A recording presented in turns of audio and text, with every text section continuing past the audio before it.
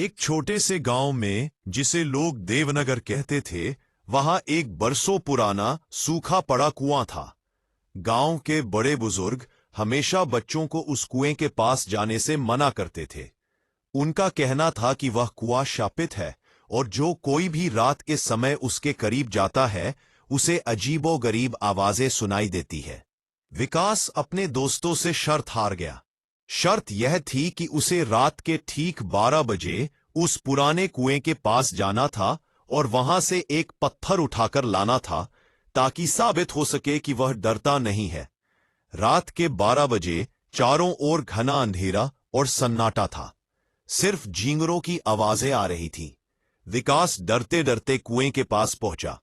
कुआं एक टूटी हुई चारदीवारी के बीच में था।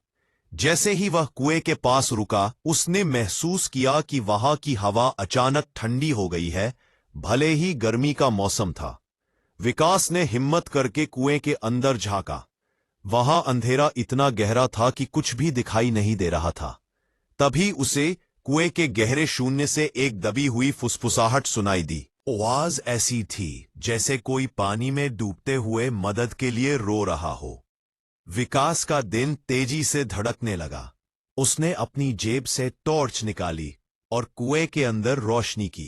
टॉर्च की रोशनी कुएं के काले पानी तक पहुंची, जहां पानी शांत और भयानक लग रहा था। तभी पानी में एक लंबी पीली हथेली उठी। वह हथेली कुएं की काई लगी दीवारों को पकड़कर ऊपर की ओर आने लगी। उसके साथ ही एक डरावना, भीगा हुआ चेहरा पानी से बाहर आया।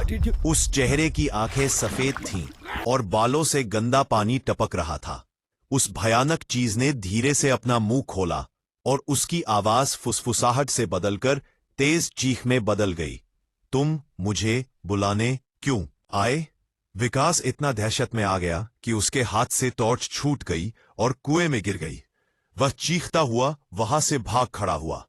उसने पीछे मुड़कर नहीं देखा, लेकिन भागते हुए उसे कुएं से पानी छलकने और किसी के खिसकने की आवाजें आती रहीं, जैसे कोई उसके पीछे आ रहा हो।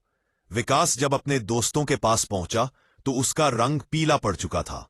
उसकी शर्ट पर गंदे मिट्टी वाले पानी के छींटे थे, जो उसके शरीर पर हाथ के निशान जैसे लग रहे थे। उस रात के बाद विकास फिर कभी उस कुएं की तरफ नहीं गया।